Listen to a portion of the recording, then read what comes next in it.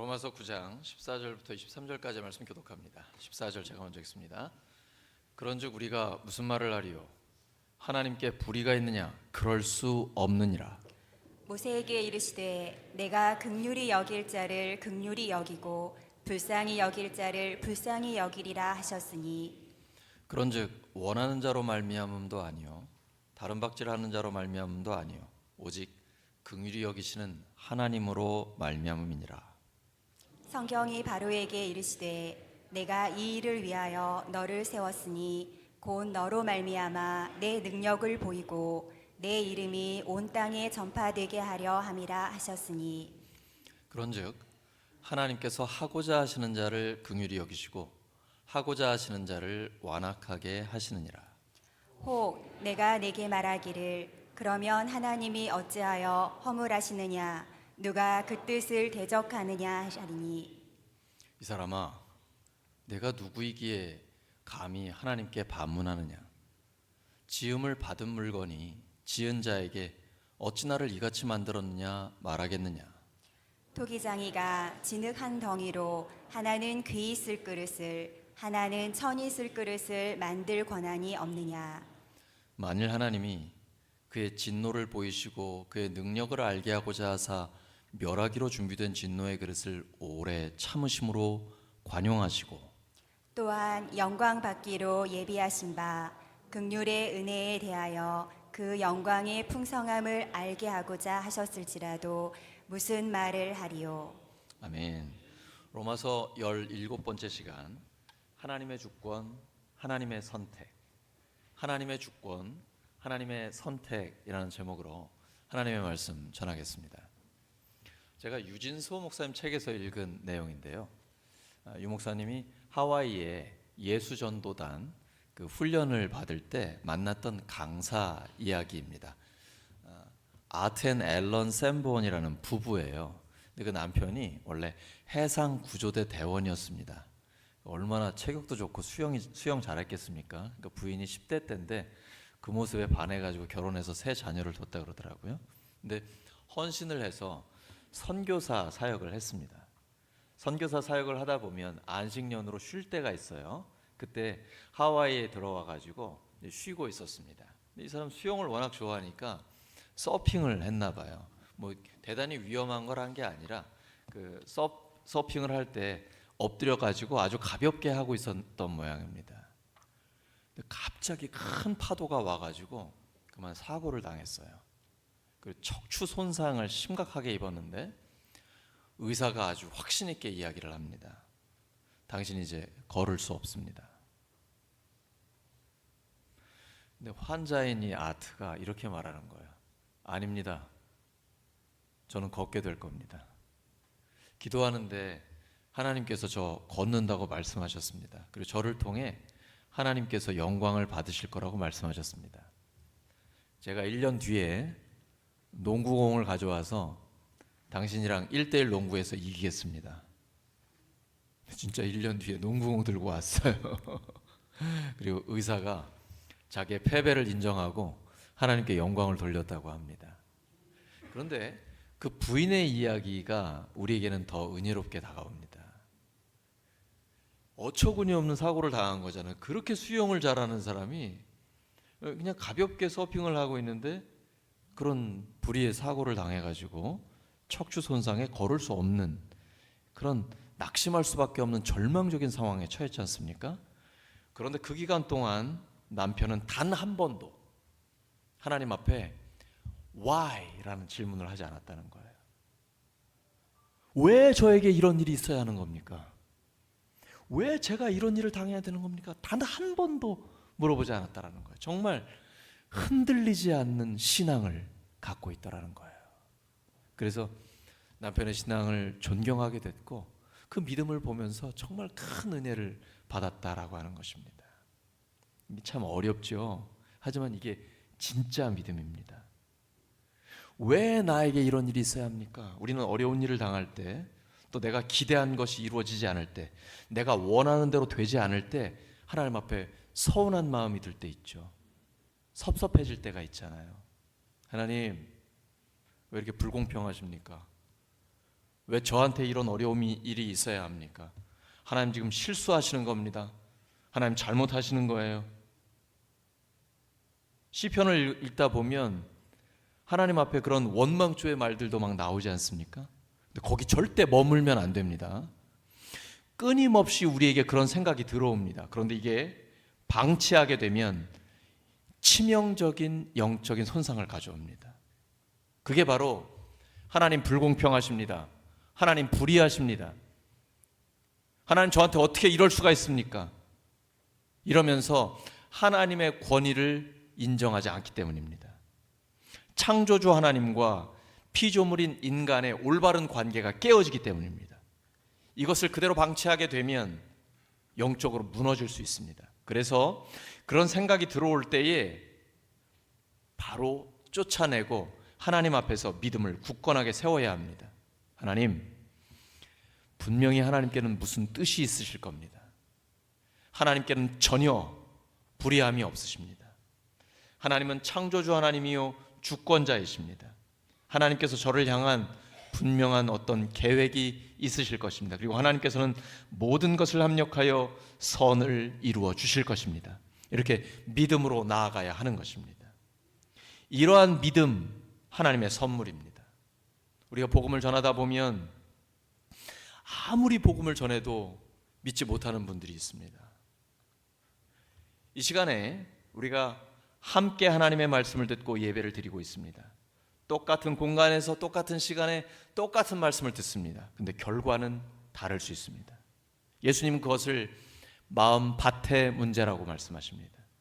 어떤 사람은 좋은 밭을 가지고 있기 때문에 하나님의 말씀을 들으면 회개하고 예수님 앞에 엎드려서 내가 죄인임을 고백하며 예수님을 구원의 주님으로 영접합니다. 그리고 하나님의 자녀로서 살아갑니다. 그런데 어떤 사람은 아무리 말씀을 들어도 점점 더 마음이 강팍해집니다. 그러면서 하나님과 멀어지게 되는 것이죠. 도대체 어떻게 이런 일이 일어날까요? 왜 이렇게 안타까운 일이 일어나는 것입니까? 예수님의 복음을 아무리 전해도 예수님을 믿지 않는 사람들이 있습니다. 근데 그때에 동시에 드는 생각이 있어요. 그렇게 믿기 어려운 예수님을 나는 어떻게 믿는 걸까요? 여러분 쉽게 예수님 믿으셨습니까? 저는 8살 때부터 교회를 다녔는데 방황을 굉장히 오래 했습니다. 안 믿어지더라고요. 저에게 너무 큰 믿음을 요구하고 있습니다. 어떻게 사람이 물 위를 걸어 다닙니까? 죽은 사람이 어떻게 다시 살아나요? 어린애 도시락 가지고 어떻게 남자만 5천 명이 뭐 뻥도 이거 너무 큰 거 아니에요? 너무 센 뻥을 치는 거 아닙니까? 도저히 안 믿어집니다.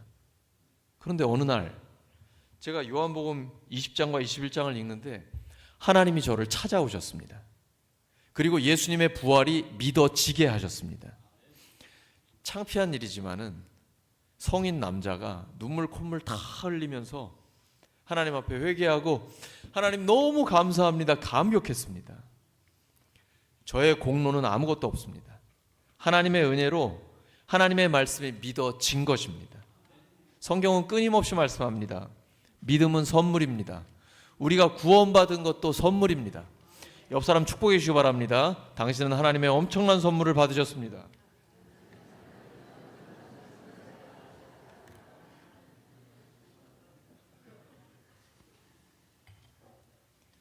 예수님 믿기 무지하게 어렵습니다.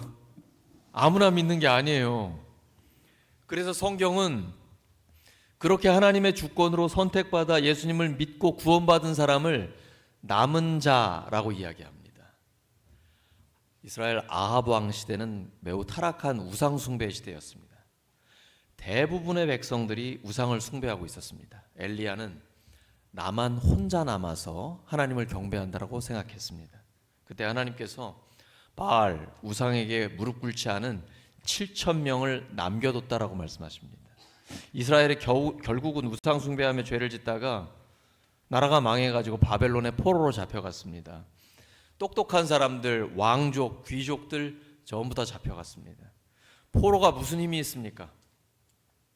바벨론이 섬기는 우상을 섬기게 되고 그 사회에 그대로 물들어 살아갑니다. 그런데 그 중에서 오직 하나님만 경배하는 믿음의 사람들이 남아 있었습니다. 그리고 이스라엘 땅에는 가난한 자, 어려운 자, 소외된 자들이 그냥 남아 있었습니다.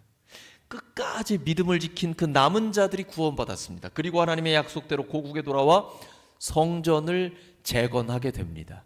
그리고 오늘 로마서 9장에도 남은 자라고 있다고 말씀하시는 거예요. 예수님 아무나 믿는 게 아닙니다. 하나님께서 선택하셔서 구원한 그 사람들이 남아서 하나님의 영광을 위해 살아가게 됩니다.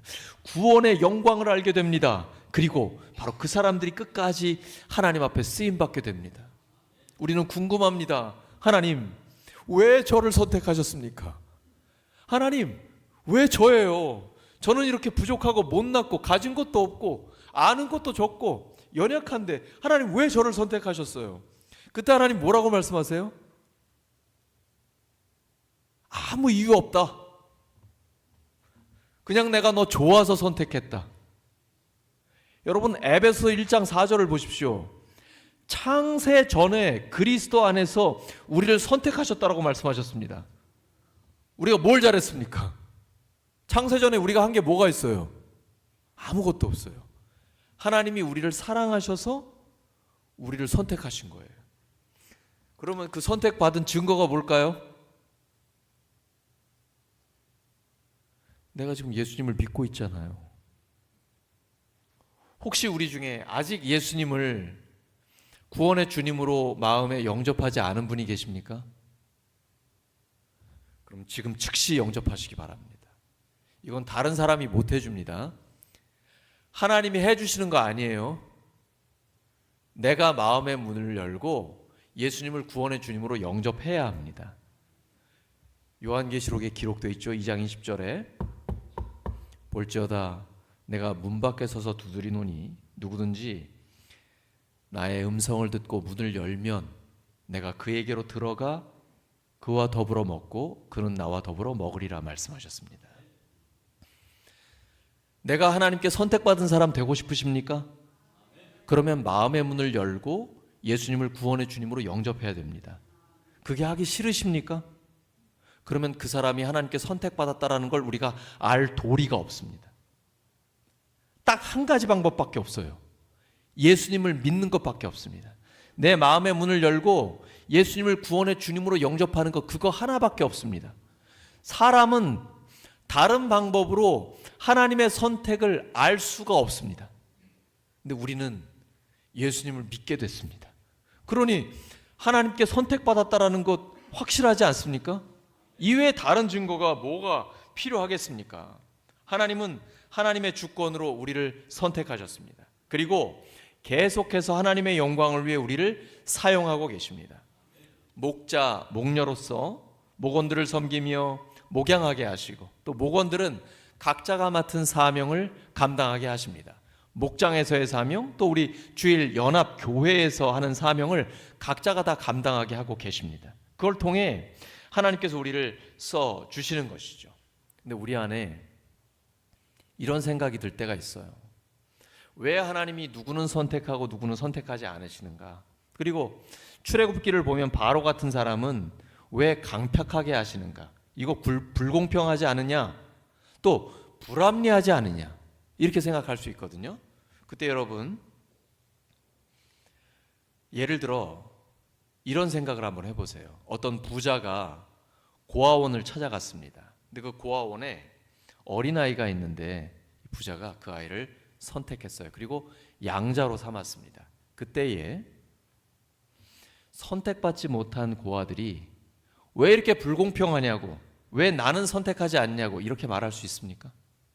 이거는 공평, 불공평의 문제가 아니라 부자의 선택의 문제요, 긍휼의 문제입니다. 그를 불쌍히 여겨서 자기의 양자로 삼아준 겁니다.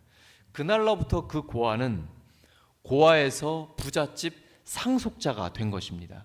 완전히 신분이 바뀐 것이죠. 그래서 오직 감사하며 평생을 감격하며 살 뿐입니다. 그래서 하나님께서 모세에게 말씀하셨거든요. 내가 긍휼히 여길 자를 긍휼히 여기고 불쌍히 여길 자를 불쌍히 여긴다. 이것은 창조주 하나님의 주권입니다. 피조물인 인간이 왈가왈부할 수 있는 문제가 아닌 것입니다. 그래서 하나님께서 에베소 2장 8절 9절에 말씀하십니다. 에베소 2장 8절과 9절입니다. 시작. 너희는 그 은혜에 의하여 믿음으로 말미암아 구원을 받았으니 이것은 너희에게서 난 것이 아니요 하나님의 선물이라. 행위에서 난 것이 아니니 이는 누구든지 자랑하지 못하게 함이라. 아무도 자랑할 게 없어요. 왜냐하면 내가 한 게 아무것도 없습니다. 창세 전에 하나님께서 그냥 우리를 사랑하셔서 우리가 좋아서 무조건 우리가 연약함에도 불구하고 심지어 우리가 죄인이며 하나님을 멀리하고 어떤 때는 하나님 뜻과 정반대는 원수임에도 불구하고 하나님이 우리를 선택하셨어요. 그러니까 우리가 믿음 좋아서 구원받는 거 아니에요. 무슨 능력이 있어서 헌신 봉사를 많이 해서 구원받는 거 아닙니다.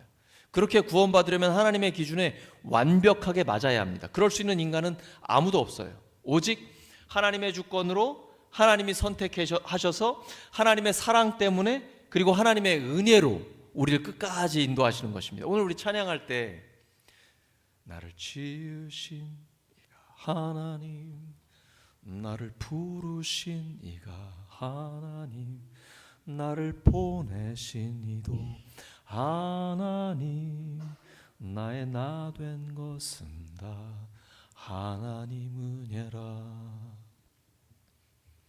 나의 달려갈 길 다 가도록 나의 마지막 호흡 다 하도록. 이 고백이 사도 바울의 고백이죠.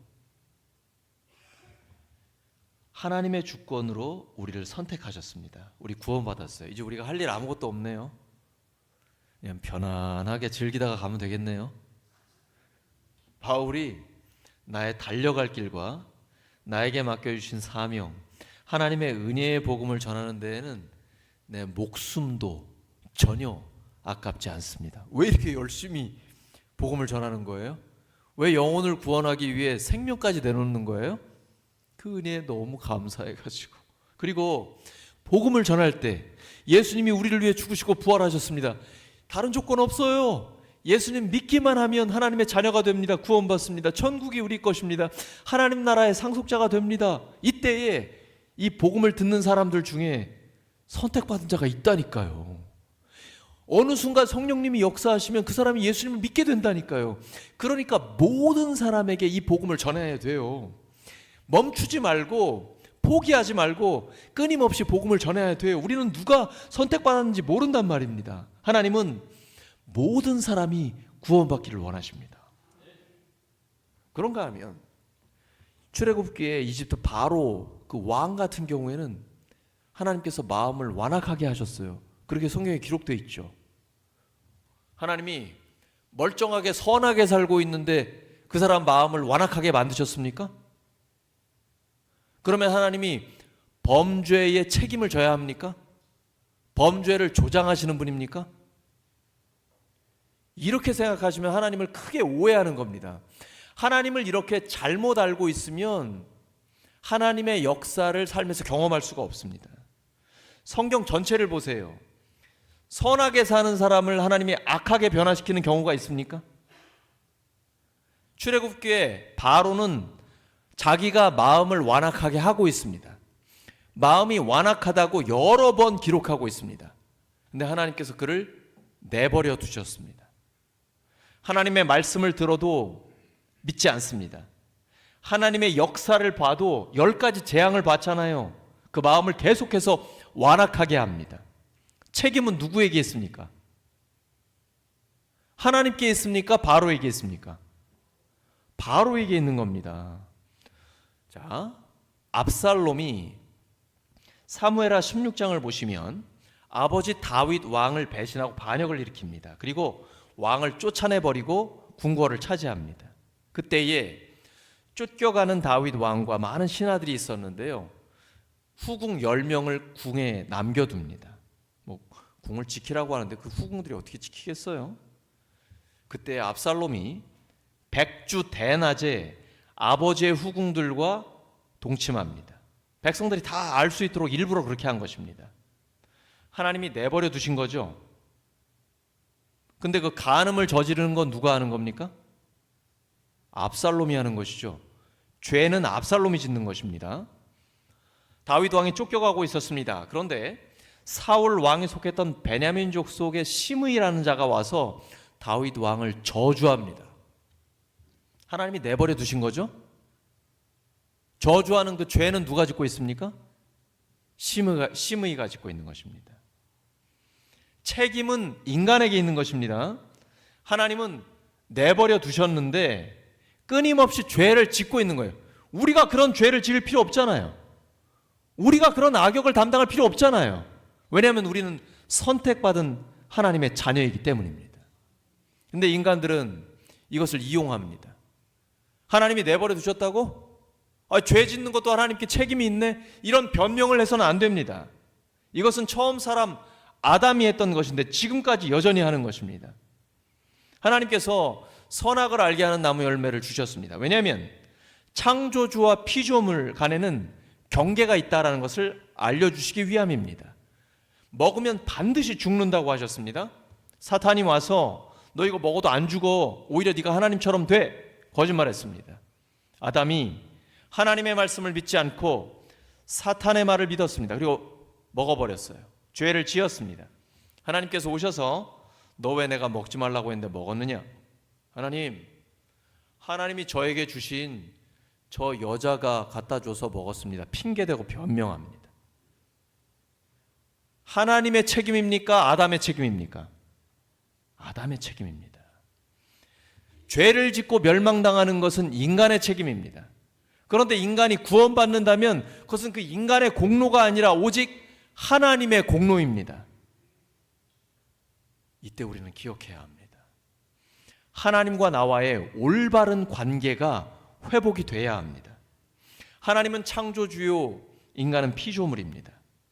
이 부분을 인정해야만 오늘 본문에 하나님의 주권, 하나님의 선택이 나에게 은혜로 다가오게 되는 것입니다. 하나님은 선택하실 주권이 있으십니다. 창조주이시기 때문입니다. 우리는 그 하나님의 선택에 대해서 우리가 뭐라고 말할 수 없는 것입니다. 우린 피조물이기 때문입니다. 우리에겐 선택의 자유가 있죠. 근데 모든 걸 다 선택할 수 있습니까? 어르신들이 나 20대 청년이 되고 싶어 선택한다고 되나요? 우리가 수영을 좋아해서 높은 절벽에 한 20m 되는 데 가서 뛰어내리고 싶어요. 저 밑에 바다로. 뛰어내리는 건 선택할 수 있어요. 근데 그 내린 다음에 그 결과는 우리가 선택할 수 있습니까? 없어요. 인간은 한계가 있습니다. 연약해요. 우리는 하나님을 다 알 수 없습니다. 만약에 우리가 하나님을 다 안다면 우리는 인간이 아니라 하나님이죠. 그러면 나는 신이다 이런 엉뚱한 소리나 하겠죠. 만약에 우리가 하나님을 다 알았다? 그 하나님은 하나님이 아닙니다. 무한하신 하나님이 유한한 인간에게 이해가 다 됐다라면 그거는 성경의 하나님이 아닙니다.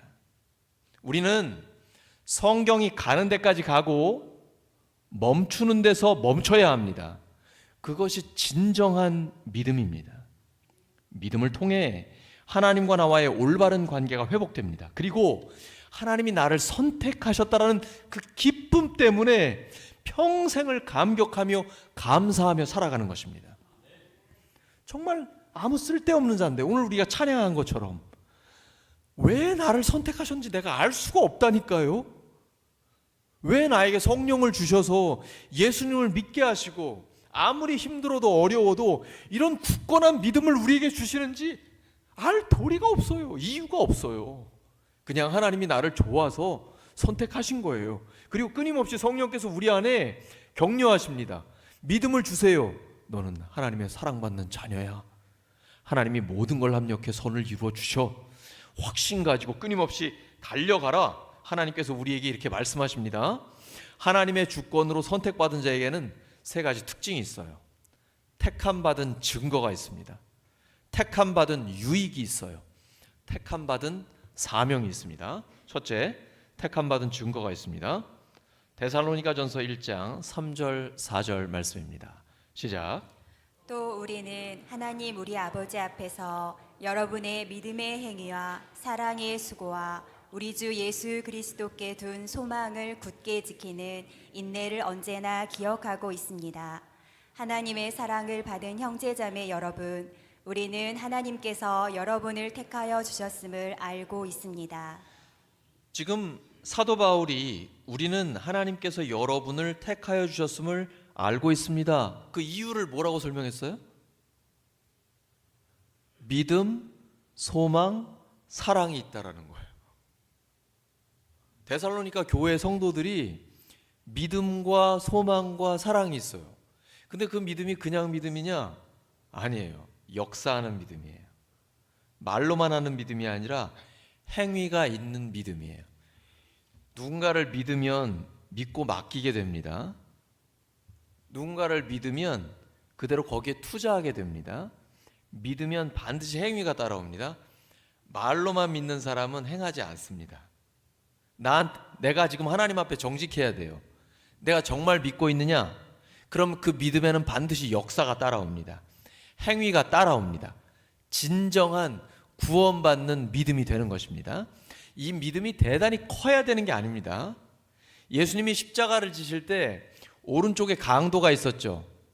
그 사람은 자기 죄 때문에 사형을 당하는 거예요. 근데 죽기 직전에 주님, 저를 기억해 주세요.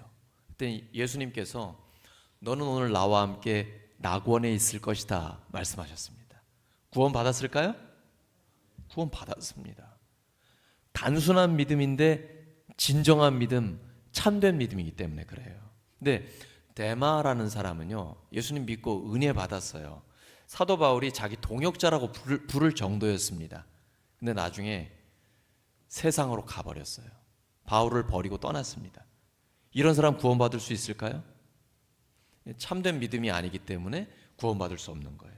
믿음은 단순하지만 참된 믿음이어야 합니다. 이 참된 믿음에는 행위가 따라오게 되어 있습니다.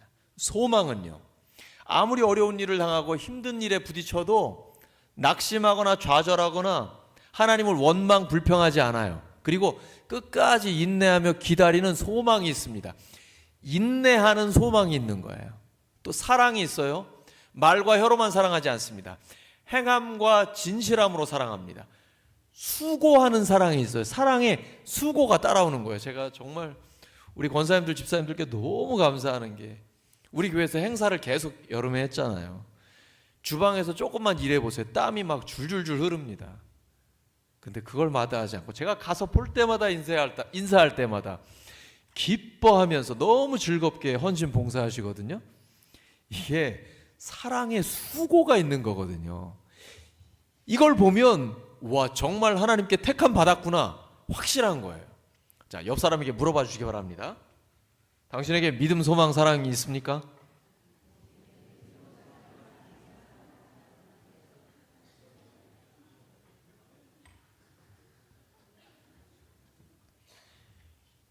새가족들께 제가 부탁드립니다. 그리고 오래 예수님을 믿었지만, 교회를 다녔지만 아직 예수님을 믿지 않는 분, 영접하지 않은 분, 제가 꼭 부탁드립니다.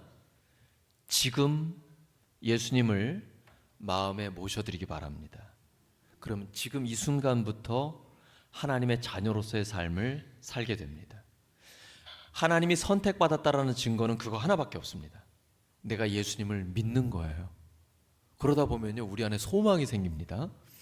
와, 천국에 대한 소망이 있어요. 빨리 천국 가고 싶다. 지금도 이렇게 좋은데, 예수님 믿고 사는 게 이렇게 행복하고 좋은데 천국은 얼마나 좋을까? 그러니까 천국에 대한 소망이 넘쳐요. 그리고 하나님에 대한 뜨거운 사랑이 있고 이웃에 대한 사랑이 있어요. 와, 오늘 할렐루야 찬양대 너무 은혜가 되죠. 광복절을 바로 앞두고 하나님이 보호하사 우리나라 만세, 이 찬양, 나라 그런 나라 되게 해 주시옵소서. 우리의 기도의 제목이잖아요. 이렇게 믿음과 소망과 사랑이 우리 안에 넘친다니까요. 그게 바로 선택받은 증거예요. 그 다음에는 택함받은 유익이 있습니다. 로마서 9장 15절 16절입니다. 시작.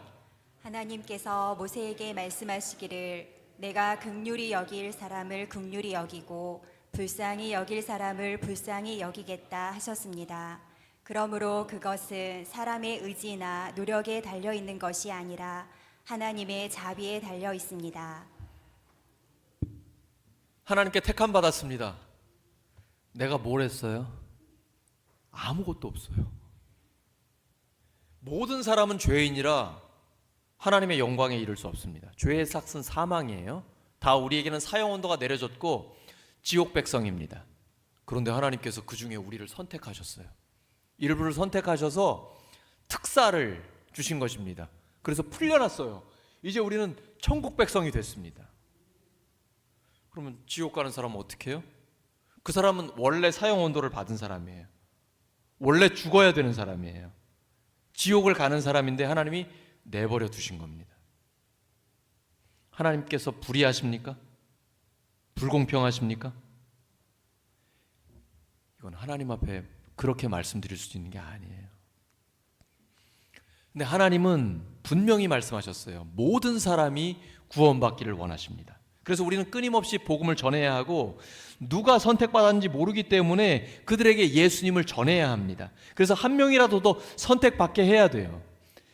하나님의 은혜는 선택받은 사람을 발견하는 게 아니에요. 선택받은 사람을 만들어내는 것입니다.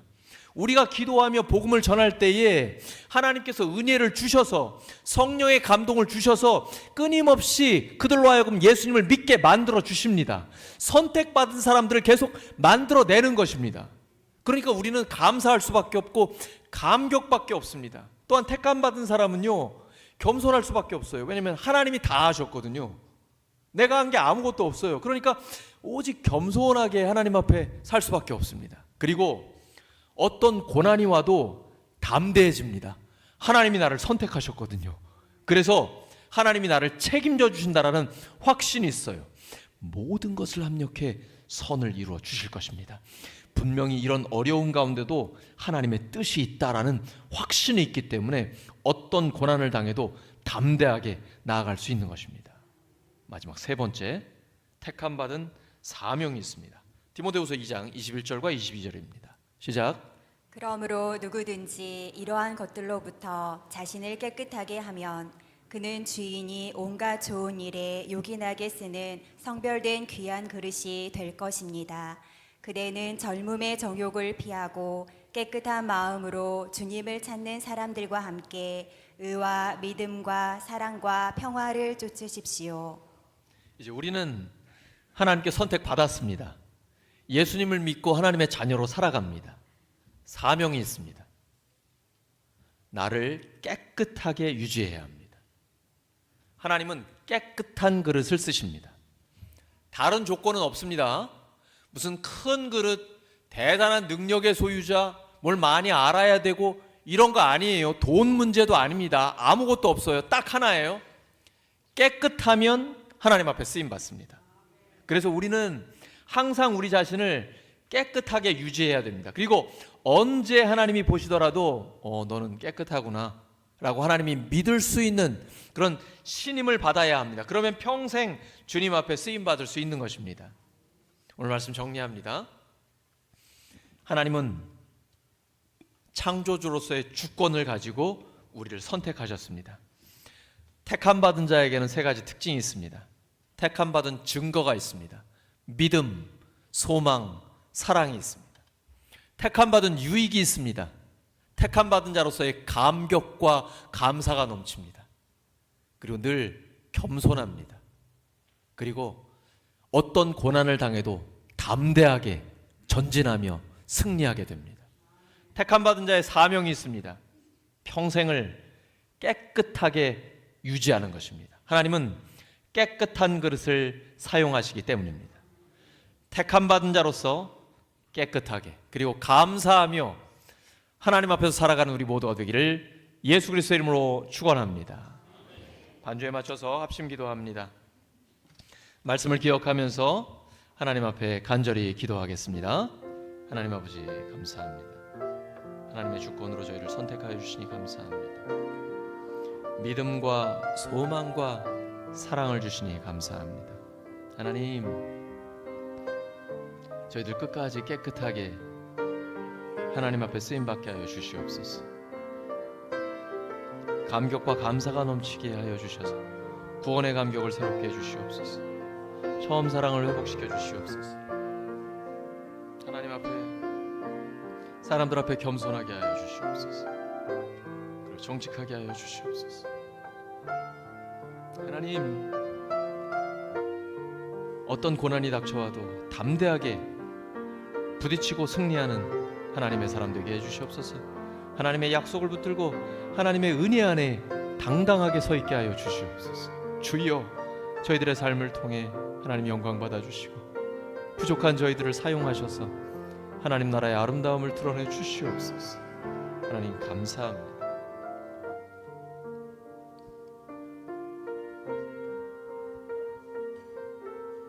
감사드리며 예수 그리스도의 이름으로 기도드립니다.